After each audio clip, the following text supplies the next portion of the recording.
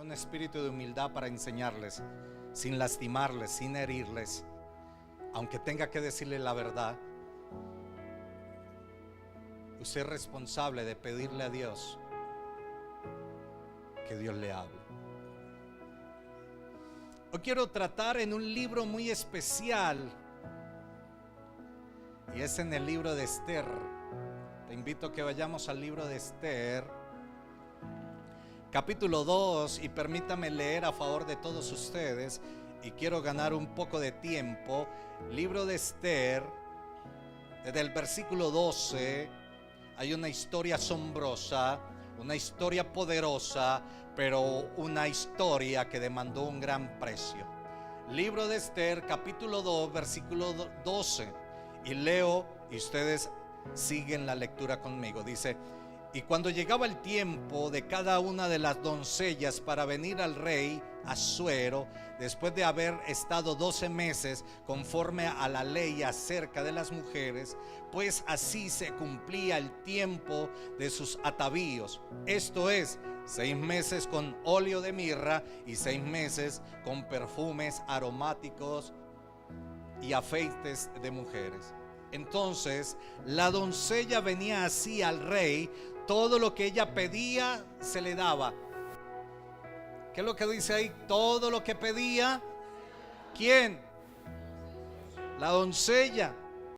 Todo lo que ella pedía se le daba, para venir ataviada con ello desde la casa de las mujeres hasta la casa del rey. Grabe esto: desde la casa de las mujeres hasta la casa del rey. Estamos hablando de dos lugares totalmente diferentes. Amén.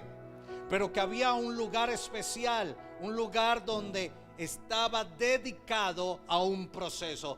Dile al que está a tu lado: hay un lugar que está dedicado a un proceso. Luego de que tú pases el proceso, tú puedes ir a otro lugar. Y dependiendo de lo que pase en ese lugar, tú seguirás creciendo o te vas a quedar estancado. Por eso hay vidas cristianas que estuvieron en un lugar, pero no han podido pasar de ese lugar porque se estancaron, porque no se motivaron a seguir creciendo, a seguir pagando el precio, a seguir dando lo mejor de ellas. Quería dejar esto entre paréntesis para que lo vayamos teniendo en cuenta. Entonces, todo lo que pedía la doncella se le daba. Todo lo que ella pedía se le daba para venir ataviada con ellos desde la casa de las mujeres hasta la casa del rey. Ella venía por la tarde y a la mañana siguiente volvía a la casa segunda de las mujeres, al cargo de Saasgaz. No le vayan a poner así algún hijo nuevo.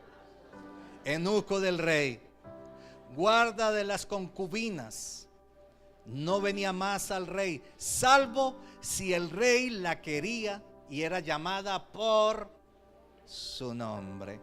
Cuando le llegó a Esther, hija de Abihail, tío de Mardoqueo, quien la había tomado por hija, el tiempo de venir al rey, ninguna cosa procuró sino lo que dijo Hegai, eunuco del rey, guarda de las mujeres. Y ganaba. ¿Qué ganaba? ¿Quién ganaba el favor? Santo sea el nombre del Señor. Y ganaba Esther el favor de todos los que la veían. Oh, qué precioso es esto. Fue pues Esther llevada al rey Asuero a su casa real en el mes 10º, que es el mes de Tebé, en el año 7º de su reinado. Y el rey amó a Esther más que a todas las otras mujeres, y halló ella gracia y benevolencia delante de él más que todas las demás vírgenes. Y puso la corona real en su cabeza y la hizo reina en lugar de Vasti. Vasti era la anterior esposa del rey Asuero, o Asuero en hebreo, en griego Atarjerjes. Hizo luego el rey un gran banquete a todos sus príncipes y siervos, el banquete de Ester, y disminuyó tributos a las provincias, e hizo y dio mercedes conforme a la generosidad real. Dile al que está al lado: cuando el rey está contento, da favores. Cuando el rey está contento, da favores. Alabanzas al Rey de la Gloria. Hoy quiero hablar de algo que he titulado La mujer en los diseños de Dios. La mujer en los diseños de Dios, con un tema que le he titulado Las circunstancias no determinan la posición en él. Esto quiere decir que es un tema bastante amplio, pero hoy estaré hablando de la mujer en el diseño de Dios. Amén. ¿Cuántos han escuchado hablar de Ester? ¿A medias o lo suficiente?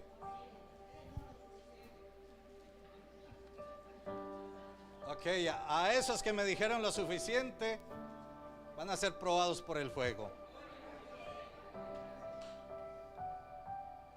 Y yo, cuando fui estudiante de teología, recibí un consejo de un gran profesor ya anciano. Me dijo: cuando la iglesia no escuche la palabra de Dios, toma la Biblia más grande y dale con ella, porque así va a entender de otra forma.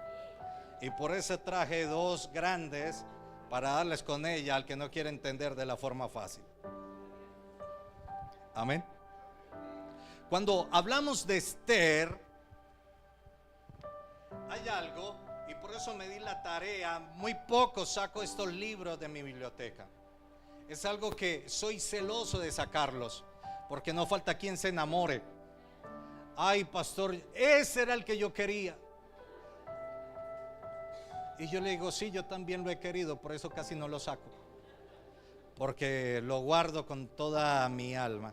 Y he traído un libro solamente del Antiguo Testamento, que es el trasfondo cultural de cada pasaje del Antiguo Testamento. Porque a veces nosotros leemos la Biblia, pero no la entendemos. Y decimos cosas que yo creo que está diciendo la Biblia sin conocer el trasfondo de ella. Amén. Y la Biblia es tan amplia que la Biblia tiene conceptos, preceptos, tiene mandamientos, estatutos y tiene la ley.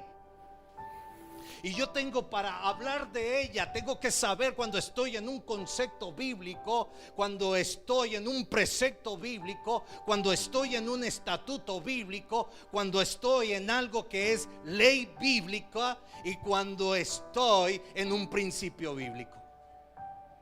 Amén.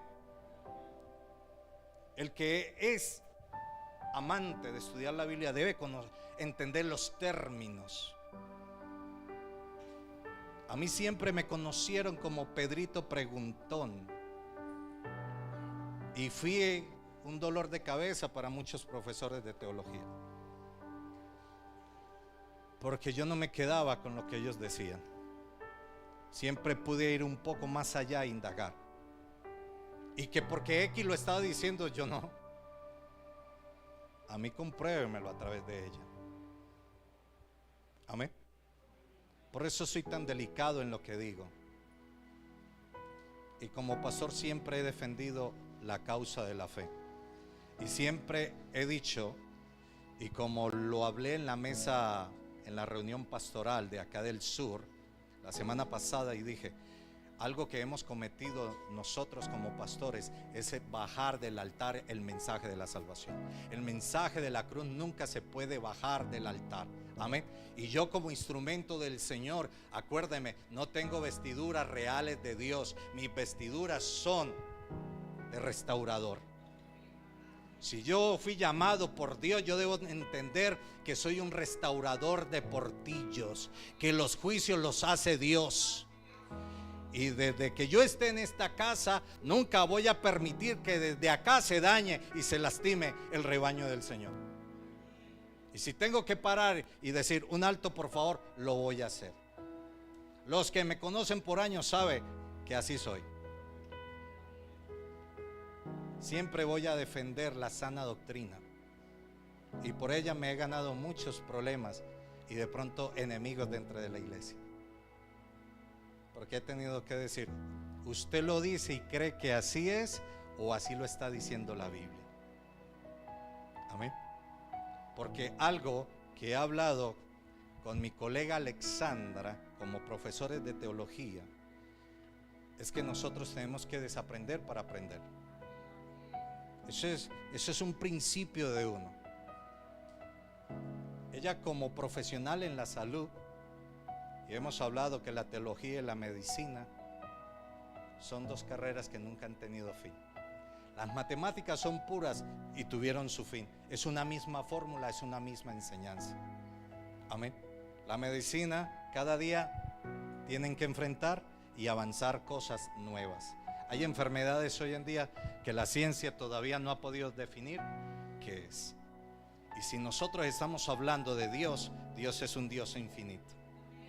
Es un Dios que cada día en su misericordia nos regala cosas nuevas. No que nos esté regalando revelaciones nuevas, como otros dicen, que desde los altares se paren y es que he venido con una revelación nueva. Y yo digo, ¿qué disparate vas a hablar? Si solamente hay una revelación y ya fue dada y establecida en la palabra del Señor. Amén. Entonces, hablar un poco del libro de Esther, permítame.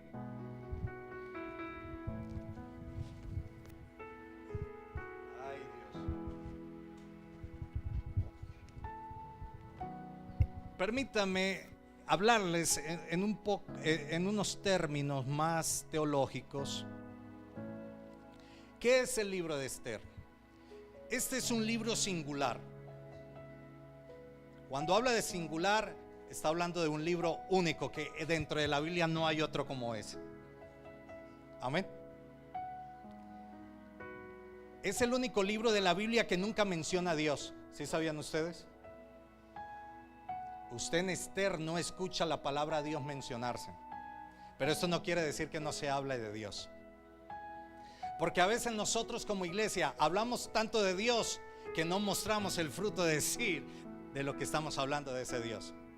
Y lo que este libro nos va a llevar es a poder descubrir una relación con un Dios verdadero, que aunque no se haya mencionado en él como tal, pero sí esa relación con ese Dios. Amén. Aunque su presencia está implícita en la alusión de Mardoqueo. ¿Alguien ha escuchado de Mardoqueo? Lo acabamos de leer. Amén. ¿Tío de quién? De esta joven Esther, quien la tomó por hija. Ok, quien la adoptó. ¿Qué más podemos decir? Por momentos el libro parece bastante secular e históricamente. Esto ha despertado preguntas respecto a su lugar en el canon. ¿Saben qué es el canon, cierto?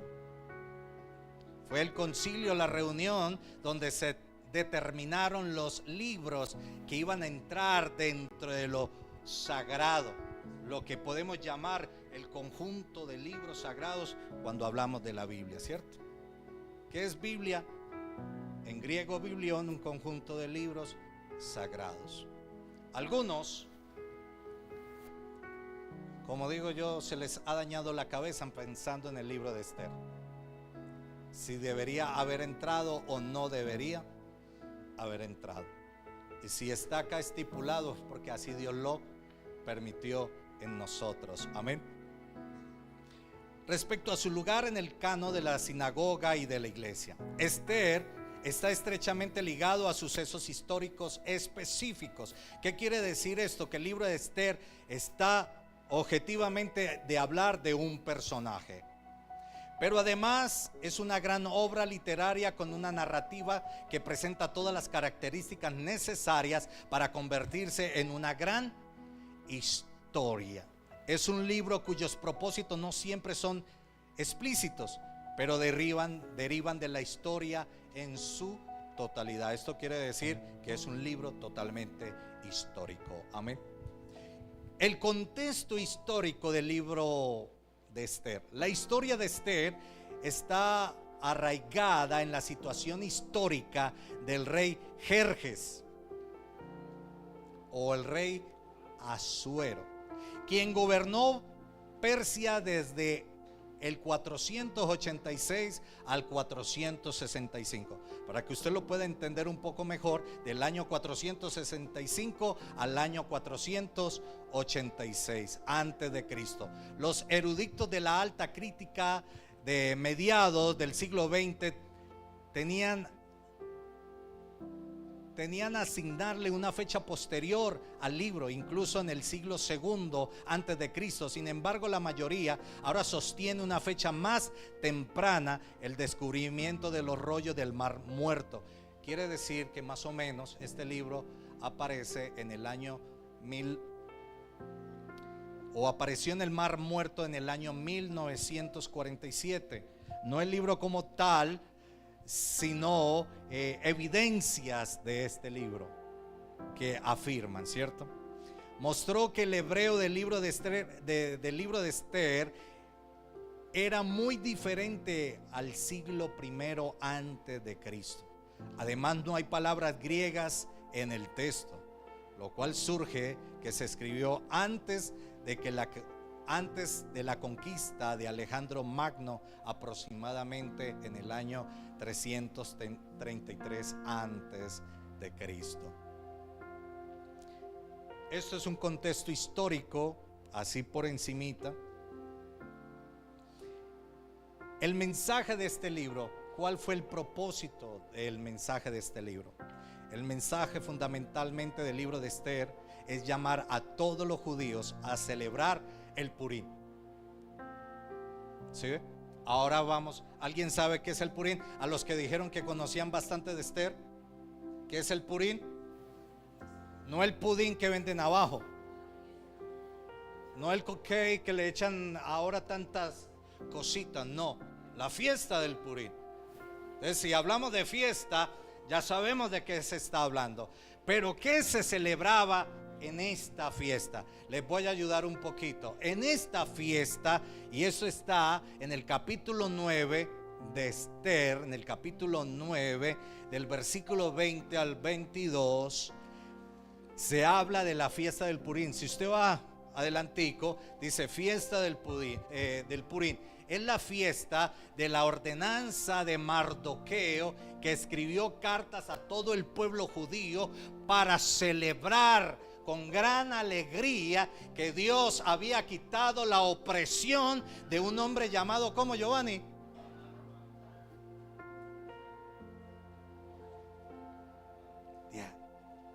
Amán. Un hombre que se metió entre ceja y ceja. Yo no sé si las tenía como las mías. Se metió al pueblo judío de poderlo destruir. Y la orden de este hombre fue acabar con todo judío, mujer, hombre, adulto o anciano, si me lo permite, y niño. Pero el Señor, cuando está en el asunto, no importa el enemigo que se levante, Dios hará cosas nuevas. Dios dará la victoria. Amén. Si usted no ha conocido una victoria del Dios en quien ha creído, yo estoy para decirle que todavía la victoria del Señor sigue presente. Amén. Sino que nosotros tenemos que esperar en el tiempo de Dios. Tu tiempo es diferente al tiempo de Dios. Y para mayor comprensión, Dios no tiene tiempo, porque es el eterno presente. Entonces usted tiene que esperar que la misericordia de Dios se manifieste. Y posiblemente va a durar, o va a llegar 4 días después, que ya no está vivo, sino que está muerto. Cuando todo se ha acabado, cuando todas las circunstancias y determinaciones ya no tienen ningún propósito. Dios sabe llegar en el momento oportuno, que viene a nuestro presente, que es su pasado, para hablarnos de su presente, que será nuestro futuro. ¿Lo entendió? Ok, por eso se le llama el eterno presente, el eterno presente. ¿Qué pasaba? Entonces Mardoqueo dio la orden al pueblo judío de, en el mes de marzo, es decir, en hebreo en el mes de Adar, celebrar por 2 días esta fiesta del Purim. Ustedes recuerdan que nosotros más o menos en noviembre o en diciembre tenemos un culto que llamamos La fiesta de los colores. ¿Cómo es que lo llama producción? Color Sure. Hay países que tienen una festejan Color Sure. Acá hace unos 6, 7 años se hizo Color Sure acá en Medellín y acá en Colombia, en 3 ciudades. Por ende yo participé creando esos colores cuando yo estaba en el laboratorio. Creamos estos colores para acá en Colombia, que se venía celebrando esta fiesta de colores. El Purín es una fiesta donde se usan muchos colores, celebrando la victoria que Dios había quitado sobre ellos a este hombrecito que se había levantado en contra de ellos. ¿Y sabe cómo lo vencieron? Dígale al que está a su lado, tóquenlo ahí, ayúdenlo a que no se duerma. ¿Sabe cómo vencieron a este enemigo? A punta de ayuno y oración. Yo respeto a aquellos líderes que dicen: ya no hay que ayunar, ya no hay que orar, ya no hay nada. Vea iglesia, hoy en día estamos oliendo los vientos de la apostasía. Los estamos oliendo. Y cada predicador dice tener la razón. Y de pronto puede usar la Biblia para afirmar lo que está diciendo. Pero eso no es base de nada. Porque un texto de la Biblia no hace doctrina de la enseñanza. Amén. Entonces, en esta fiesta, sí lo buscaron. Capítulo 9, versículo 20, por allá. ¿Cómo dice el versículo 22? Es que a mí a veces me gusta dañarle la cabeza a algunos.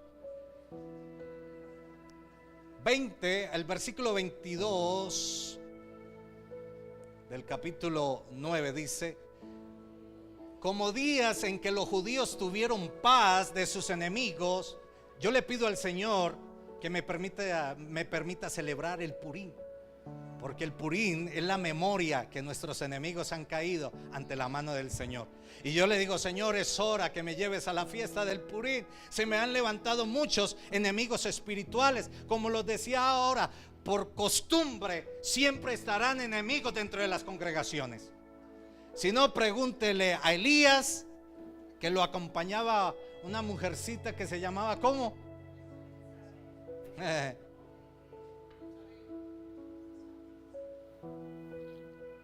Al fin, ¿cómo se llamaba? ¿Bexa o Hexa?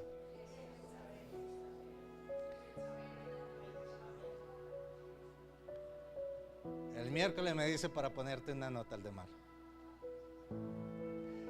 Pregúntele los enemigos que tuvo Nehemías. Un árabe, uno que se llama Sanbalat, Tobías. Siempre va a estar el enemigo dentro de la casa del Señor. Siempre vamos a tener que caminar con ellos. Y esta historia no se salva de eso. Y ya lo dijimos. ¿Por qué se lo pregunto tanto al hermano Giovanni? Porque él por un tiempo estuvo orando por el espíritu de este personaje, de Amán. Amán es un espíritu que va a siempre querer destruir la obra de Dios. Y va a atacar las cabezas, a los ancianos, a los hombres, a las mujeres. Es un espíritu que desea la muerte de todos. Vea, uno como predicador, si hace bien, como pastor, si hace mal, y si no hace, también. Y yo le pregunto: Señor, entonces ¿qué hago? Si hago malo y si no hago, ¿y sabe qué dice el Señor? Sigue haciendo el bien. Entonces siempre van a estar. Y dentro de esta historia, sigamos leyendo, dice: paz de sus enemigos. Y como el mes que de tristeza se les cambió en alegría. Gracias, hijo. La fiesta de colores yo la puedo hacer en cualquier mes. Yo no soy judío, entonces no estoy reglamentado a que tiene que ser en el mes de ¿qué? De Adar.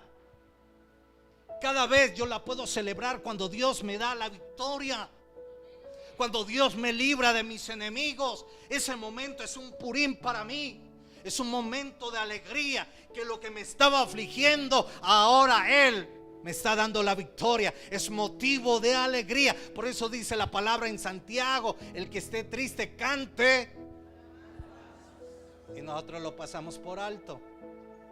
Dios nos está dando cómo pelear la buena batalla. Pero si nosotros estamos tristes, ¿qué pasa? Más nos afligimos. Ve, hermano, no, pastor, es que como Dios lo escucha a usted y a mí no. Eso escucha uno a diario. Y déjame decirte que siempre la prueba de la fe va a venir. Y Dios sabe cómo tratar con nosotros. Pero yo estoy hoy para motivarte y decirte que habrá un momento donde tú vas a poder festejar la victoria del Dios que continuamente tú adoras, si así lo haces. Vas a declarar ese grito de victoria, porque Él me ha dado paz en el mes de tristeza, porque dijo el profeta: Él ha cambiado mi lamento en baile. Ay, yo no sé, pero santidad no es quedarme rígido. Perdóneme, pero santidad no es eso. Una vida que vive en santidad es una vida de victoria. Yo me imagino a Josué liderando el pueblo, dando las vueltas por Jericó. Había un tiempo del silencio, pero hubo el tiempo del grito de la victoria. Hubo el tiempo, ese día perfecto, ese día séptimo, cuando Dios dijo: y cuando yo les hable, harán sonar el shofar y las trompetas, y gritarán a grito de júbilo. Es que, vea, oh Santo Señor, y perdóname, pero no hay peor opositor al mismo camino del Señor que los mismos evangélicos. Somos nosotros los que estamos trabándole el camino a las almas para que lleguen a Cristo. Pero veas que usted, y es que, perdóneme, pero es la realidad. Señalamos la iglesia tradicional, pero usted a ellos no los ven peleando entre ellos. Usted no lo ve poniéndole traba uno al otro para que lleguen a Cristo o para que busquen a Dios. ¿Sabe dónde pasa eso? Dentro de la iglesia, dentro del cuerpo de Cristo pasa eso. Y yo digo, ¿cómo es posible? Sí, es una realidad. Bienvenidos a la realidad. Y es que a todo le encontramos un pero. A todo le encontramos el pero en la vida cristiana. Pero vemos una mujer que halló gracia delante de todos. Todas las mujeres pidieron el favor: queremos esto, queremos, ay, si yo me pongo esto, me pongo aquello, me voy a ver más bonita. Habla del atavío, ¿cierto? Para presentarse. Pagan el precio de un año. ¿Alguien quiere pagar el precio de un año? ¿Sí ve? Yo sabía que acá no habían amenes. Ya está nervioso me puso. La iglesia de hoy en día no quiere pagar el precio. La iglesia de hoy en día es facilista.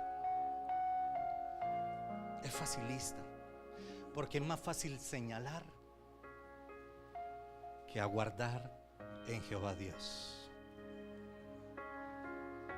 Es tan fácil tirar la piedra y esconder la mano.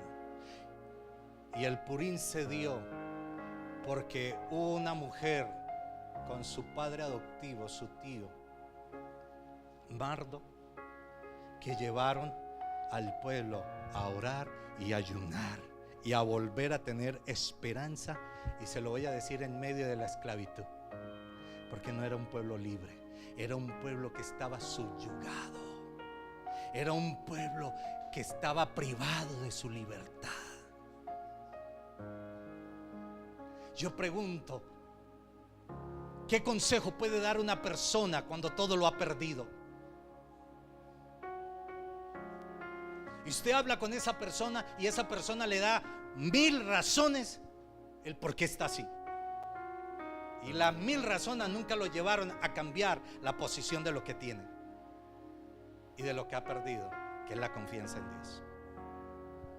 Por eso el Purim es una fiesta muy especial. El Purim es una fiesta que está llena de colores. Es una celebración por 2 días.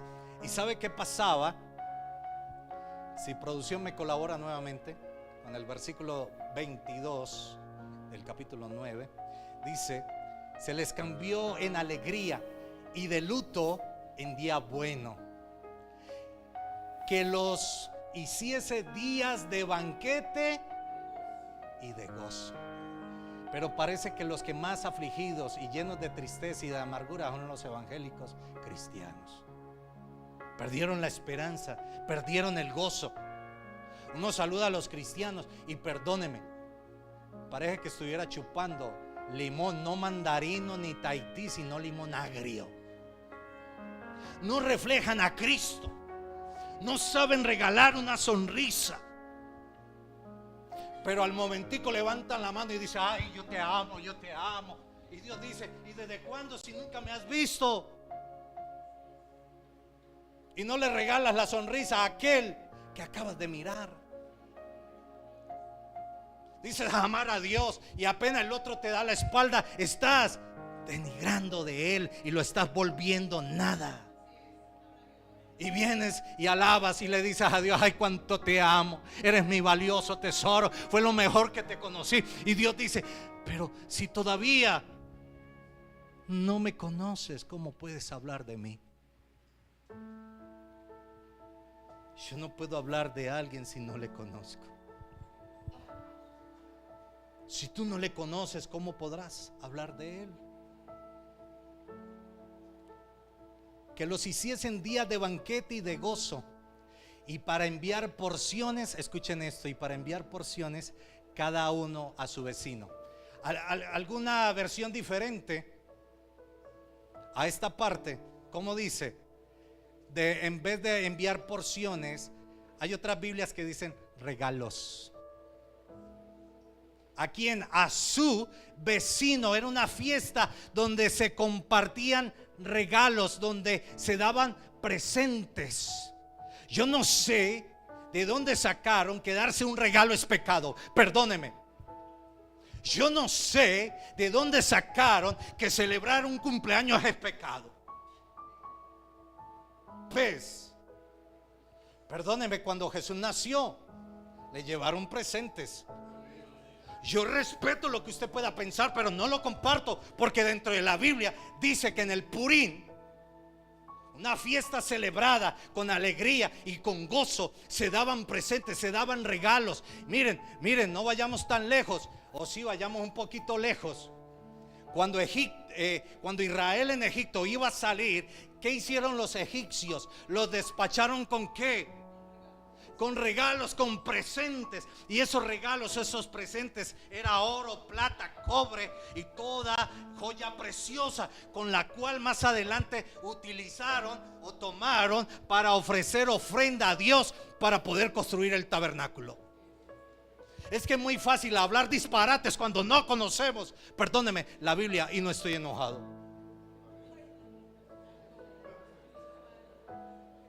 Esa es la realidad, mis queridos hermanos.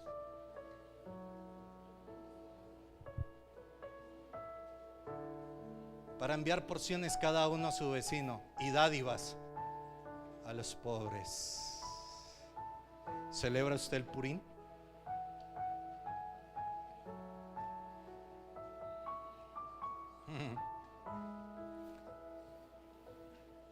Voy a hablar de mi cuñado, mi hermano Giovanni, un anciano de la iglesia. Giovanni, ve, yo conociendo tu situación por las cosas que estás pasando, lo que estás viviendo con mi hermano, yo he determinado regalarte por ahora 200 millones. Sé que te va a ayudar un poquito. ¿Cómo reaccionarías tú, Giovanni? Mínimo me dice: te estabas demorando un poco, ¿no? O me puede decir: es que el almuerzo se demora todavía un poco más. Dios es un Dios de presentes. Dios es un Dios de oportunidades. Es el Dios que hace las misericordias nuevas cada mañana, cada día. El que no hace nueva todas las cosas es usted y yo. Por eso cada día nosotros, perdóneme, querido hermano, pero nos vestimos de la coraza del cangrejo de para atrás. Vienen pruebas, sí, amén. Si yo le contara un poquito de las mías, no pararía este día de decir. Si yo les contara lo que ha pasado un poco en mi hogar, usted, ay pastor. Si yo le contara que he tenido que aprender a cocinar desde niño, usted, pero ¿desde cuándo el pastor cocina? Sí, desde que tenía 8 años aprendí a cocinar. Aprendí a lavar mi ropa. Gracias a Dios no sufrí como misionero, porque hubo una madre que me enseñó valores y virtudes para poderle servir a Dios. Amén. Y de pronto los que han podido comer un poquito de lo que yo hago y me dicen, uy pastor, esa cualidad no la tenía tan mostrada, es que me estás conociendo. Amén. Yo no puedo hablar de alguien cuando no le conozco. Necesito relacionarme con eso. Y en esa relación usted determina si sigue siendo amigo de él, o más bien determina hácese a un lado. Amén. Y yo tengo un viejo refrán que la doctora me lo ha escuchado por años, y yo le he dicho siempre a ella, sabe que yo la amo, yo la pastoreo a ella desde cuando tenías ¿cuántos? 14 años. Ya está casada, tiene 2 hijos. Y yo le decía, es más fácil que tú dejes de ser mi amiga que yo de ti. Yo soy de pocos amigos, pero cuando escojo un amigo lo cuido, y es para siempre, porque conozco el valor de la amistad, porque Jesús se hizo mi amigo. Y cuando el Señor me da un amigo, por eso la Biblia registra el valor de un amigo. Dice que un amigo es más que un hermano en tiempo de ¿qué? Alabanzas al Rey de Gloria. Yo he tenido que saborear el acompañamiento de un amigo. Yo, cuando he estado en situaciones adversas, he escuchado el tocar de mi puerta y Dios trae un amigo. Tengo amigos que me dicen, pastor, vine por usted no para que me dé consejería, no para que ore ni me ministre. Vengo para sacarlo a que se distraiga y a decirle que usted vale mucho y a invitarle a comer algo.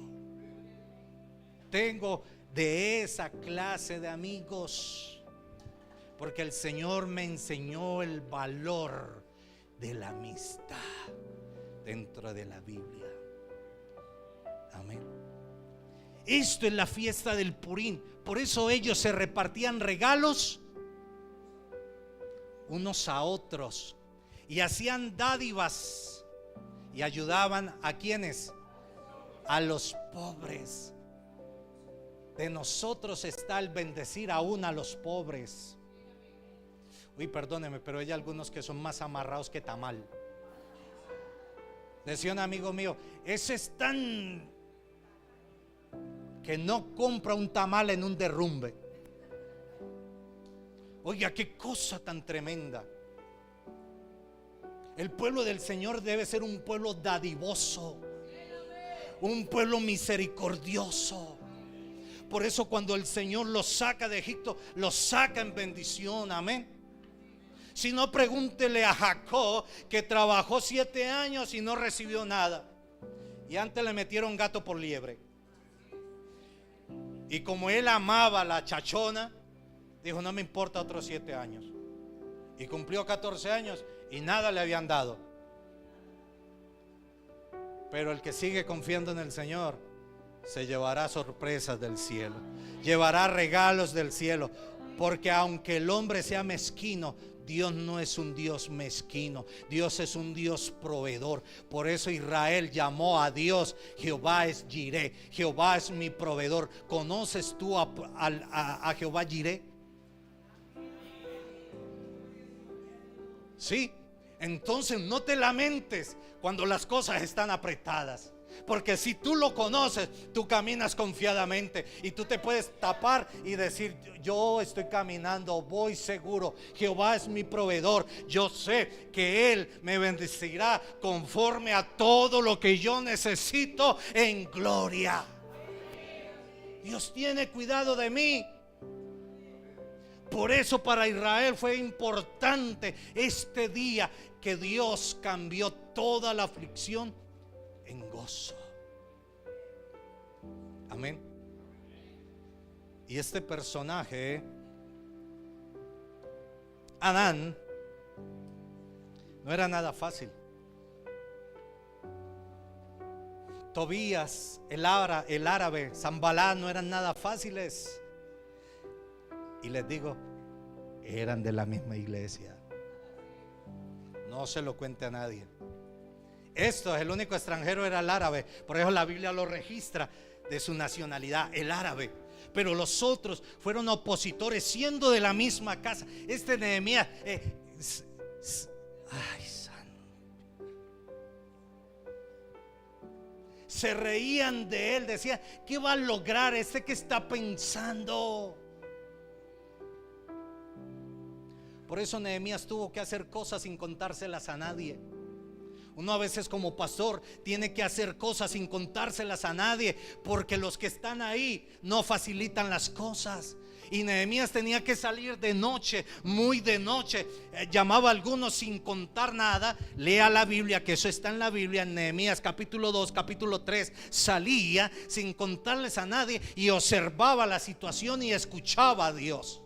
Hay momentos que hay que callar para escuchar a Dios. Hay momentos que no debes apresurarte a contarle las cosas a otros, sino a Dios. Esperar, porque Dios hará. Dios hará. Oh, santo sea el nombre del Señor. Amén. Y si me permite, si hago una línea del tiempo en el libro, en la época de Esther, en el año 475, esos acontecimientos que sucedieron ahí, sucesos del libro de Esther, que fue escrito año 465 al 86, 486, 180 días de fiesta de Asuero. Miren, si uno hace una fiesta que dura 3, 4 horas, qué sé yo, un cumpleaños, y uno dice: ay, Dios mío, todo lo que me gasté ahí, y lo que llegó no me recompensó en lo que me gasté. Ahora este personaje, 180 días de fiesta, de banquete, donde invitó. Uno invita como al más allegado, ¿sí o no? Pero usted imagina 180 días de fiesta que hizo Asuero, Jerjes. ¿Para qué? Para mostrar el esplendor. 180 días de un banquete, para que en el día 180 él llamara a su esposa y ella no querer venir.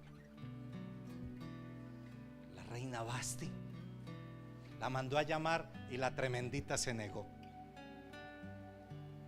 El acontecimiento que estás viviendo es porque el Señor te va a llamar a un propósito. Lo que estás atravesando es porque tiene un propósito. No te quejes de eso, alábale, dile: Señor, aunque yo no lo entiendo, yo sé que tú lo entiendes mejor que yo. Y lo que yo no veo, tú lo estás viendo mejor que yo. Y lo que yo no pueda hablar en el momento, tú lo estás hablando por mí. Amén. 180 días. Y ¿sabían ustedes que los persas tomaban las decisiones más importantes ebrios? Alabanzas al Rey de Gloria. Y las confirmaban ya no ebrios. Eso hacían los persas. Si no, lea el libro de Esther. Amén. Entonces Esther se convierte en reina de Persia.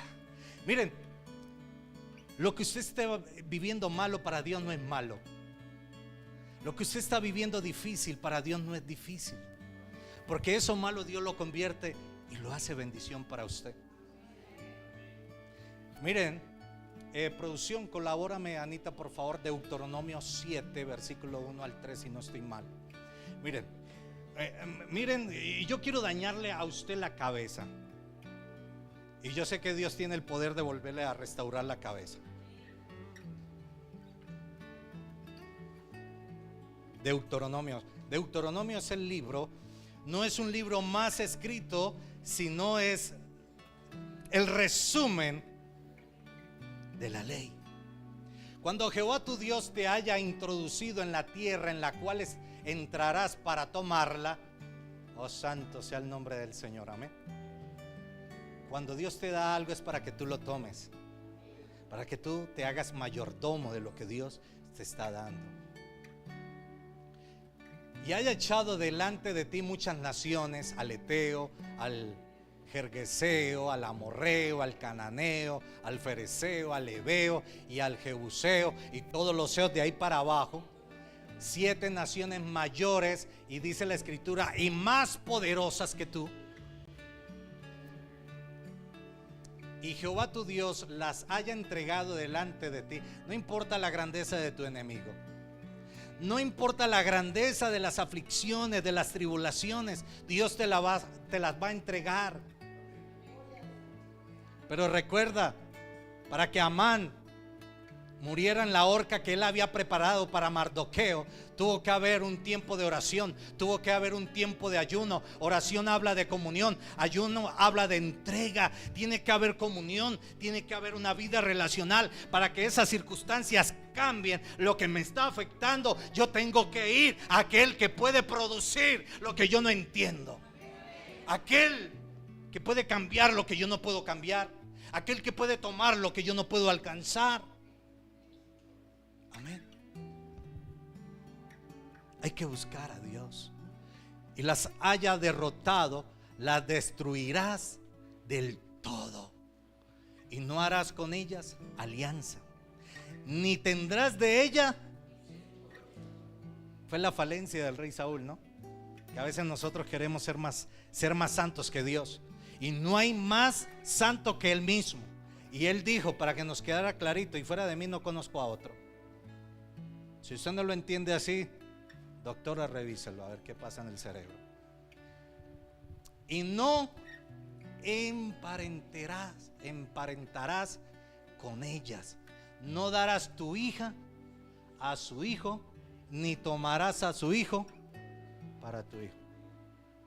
¿Qué es esto, doctora? Usted hace poquito estuvo estudiando la Torá, ¿no? Desde la Torá, ¿qué estás viendo ahí? Un yugo desigual. No habrá yugo desigual. Y Dios lo estableció como ley, ¿sí o no? Fue el mismo Dios. Pero resulta que yo veo a una mujer virgen que es tomada por su tío, el cual toma el papel de padre en una tierra cautiva, bajo un imperio poderoso que venía de la mano de Ciro, de Darío y Jerjes, el reino Persia. Eran más de 127 provincias que gobernaban ellos. Y veo a una mujer judía siendo la esposa de un impío. Entonces, ¿acá qué pasó?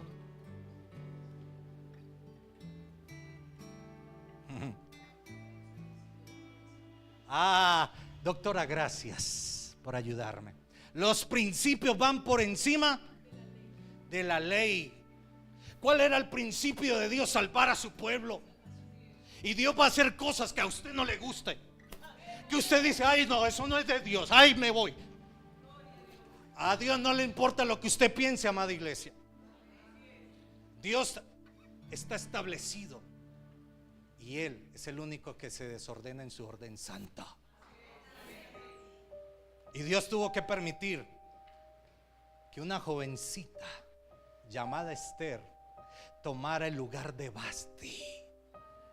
Alabanzas sea el Rey de la gloria. Ay, yo no voy allá porque allá Ay, bendito sea el nombre del Señor. Y Dios le dijo al profeta: ve a ellos, que ellos se conviertan a ti y tú no a ellos. ¿Cómo las tinieblas van a conocer la luz si no hay alguien que llegue amándoles y levantándoles? Amén. Hay cosas que otros no van a hacer, pero como aprendí hace muchos años, lo que ha de suceder yo lo tengo que hacer. Amén. Y he tenido que hacer y cubrir a muchos, aún con el disgusto de otros ministros. Porque cuando usted conoce la obra del Señor, usted defiende la obra del Señor, usted habla en el lenguaje del Señor. Amén. Por eso cuando Jesús iba camino de Emaús con dos compañeritos de esos discípulos, Él les habló y les habló. Caminaron siempre varios kilómetros. Por eso llegando, cuando Jesús llega allá a la tierra, a la casa de estos dos hombres, ellos le dicen: no te vayas, la noche ha llegado. ¿Cómo es esa canción que me gusta? Ay, ¿dónde está mi esposa? Acá está. De Marcos Witt, esa canción que dice: la noche se aproxima. Mauro, Giovanni y Elkin se encargan de esos dos personajes. Me dejaron morir. La noche oscura. Le dicen a Jesús: no te vayas porque la noche es tenebrosa. ¿Y sabe por qué Jesús lo hizo? Porque dentro de la ley hay un principio. Escuchen, dentro de la ley hay un principio, que nosotros tenemos que ser hospedadores de todo extranjero. Y estos discípulos veían a Jesús como un extranjero. Por eso cuando ya Jesús le dijo: hasta luego, hablamos, ellos le dijeron: no te vayas, la noche se hace tenebrosa, quédate. Y Jesús se quedó, porque Jesús sabía que ellos, como buen judío, tenían que cumplir la ley. Alabanzas al Cristo de la gloria. Y cuando Jesús se sentó a la mesa con ellos y tomó el pan y lo partió, ellos dijeron: caramba, parte el pan como nuestro maestro. Tenemos que conocer a Jesús como habla. La única forma, caminaron varias horas con Él sin poder identificar que era Jesús. Dios a veces nos está hablando constantemente y no identificamos que es Dios que nos está hablando, que Dios tiene que permitir para que entendamos que tenemos que hacerlo. Amén.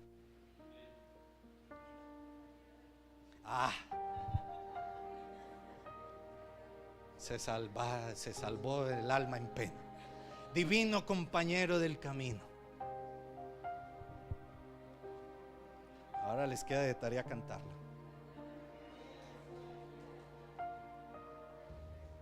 Entonces, la mujer de Dios, por eso les decía, eso es una serie que he empezado. La mujer de Dios, o la mujer en el propósito de Dios.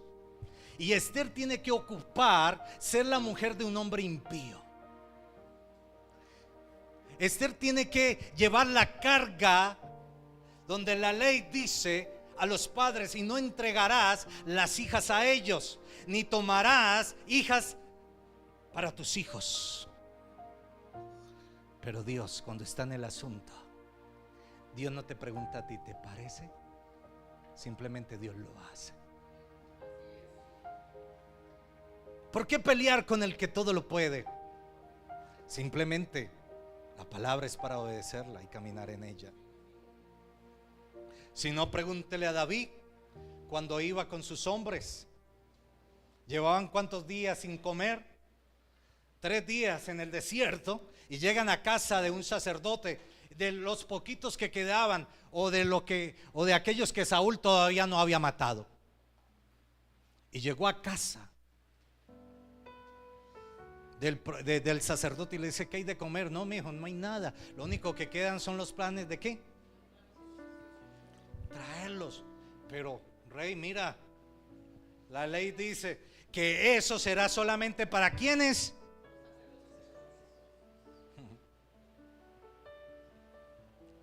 Y yo digo, el problema no fue de uno, sino de 301.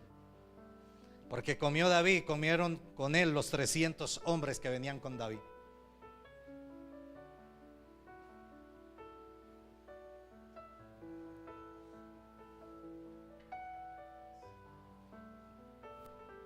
Cuando tú estás en el propósito de Dios.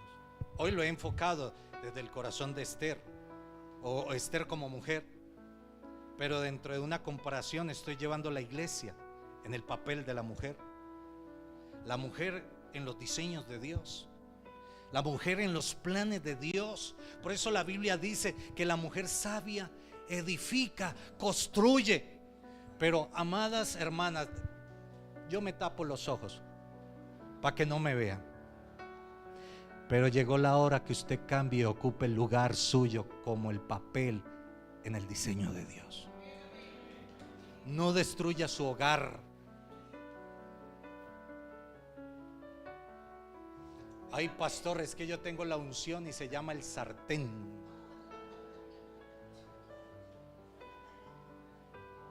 Entre más le dé a él, él no va a entender. Pero si usted lo conquista, un año, la primera casa, ahora sí permítame entrar en materia, un año, y regáleme 5 minutos y termino en 5 minutos. Existe el primer lugar o la primera casa, que era el lugar, el harén, donde habían más de 360 y algo de mujeres. Ese era el harén del rey de Persia. Mujeres que no habían sido pagado por un dote, mujeres que no las cambiaron por una gallina, un marrano o un camello o una vaca, que no había sido ofrecido un dote por ella a sus padres. Dice que el rey, después de que desechó a su esposa, a Vasti, él consultó, siendo el rey, consultó. Durante la monarquía, los edictos, estaba que el rey consultara la historia. Y preguntó el rey: ¿qué hacer en el caso que estoy viviendo? Y sus principales oficiales, por decirle así, los principales príncipes de la corona, del reinado, le dicen: no, rey, mira, ¿cómo es que tu esposa te desprecia? Si nosotros permitimos esto, también nuestras esposas van a hacer lo mismo con nosotros. A esto hay que ponerle fin. Y el consejo, oh rey, es que te consigas otra esposa. Ay, Señor, menos mal que nosotros no estamos metidos en ese lío. Pero ¿por qué no funcionan muchas veces los hogares cristianos? Mujeres, ayúdenme ustedes. ¿Por qué no funcionan los hogares? Si la mujer sabia edifica, mas la necia la destruye. Porque Dios te ha dado una capacidad especial para edificar. ¿En quién se refugian más los hijos? Y la mamá dice: ve al viejo y pregúntale. Si él dice que sí, yo estoy de acuerdo. Porque la mujer sabe identificar autoridad. Oh, alabanzas al Rey de Gloria. La mujer de casa, la mujer sabia, sabe edificar. No tiene problemas con identificar quién es la autoridad en casa. Y no estoy hablando que la mujer no sea autoridad, estoy hablando de la autoridad sacerdotal del hogar, amén. Porque el sacerdote tiene una gran tarea de cuidarla, de amarla, de tratarla como vaso más frágil, una gran responsabilidad. Dice Pablo, aconseja: maridos, Cuidad de vuestras esposas o vuestras mujeres, y hace un listado. A la mujer la arreglan rapidito, le dice simple: sujeción y respeto. Pero al hombre le tiene una: amarla, cuidarla, pechicharla, mimarla. Y a nosotros como hombre, ella se pone el moñito, y nosotros, yo no sé qué nos pasa, pero no vemos el moñito. ¿Sí o no, mujeres? Y eso se mueve, se le atraviesan a uno. Uno se está peinando y yo no sé, tienen la facultad y pasan por el vidrio así. Y uno: ay, amor, me está cogiendo, hacete a un lado. No ve uno el tremendo moño. Las mujeres son como la esencia de Dios, son de detalles. Dios es un Dios de detalles. Aún por el más simple, Dios tiene cuidado de eso. Por eso Dios es perfecto en todo. Por eso Dios le delegó a la mujer sabiduría para edificar la casa. Amén.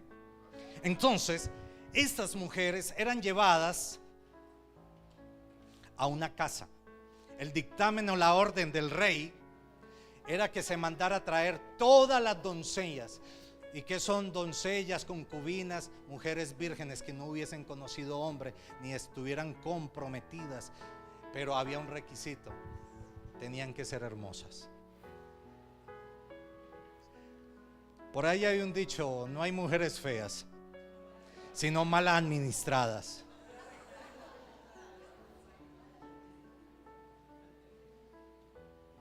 ¿Sí o no? Hay que ayudarles un poquito a ellas. Señor, me estoy metiendo en problemas ya. Entonces, en ese primer lugar fueron llevadas esta mujer, y termino acá, por un año. Estas mujeres se tenían que preparar por un año. 6 meses había un proceso, y otros 6 meses con otro proceso. Un año. Conocí una congregación. Pastor, vea. Viene Juan Diego y me dice: pastor, es que yo amo tanto a Ana María, es la mujer de mis sueños. La doctora Alexandra me la recomendó para mi vida saludable, mental, emocional. Ella dijo: Juan Diego, Ana María Suárez es la mujer ideal para tu vida. Y él dice: amén, yo lo creo.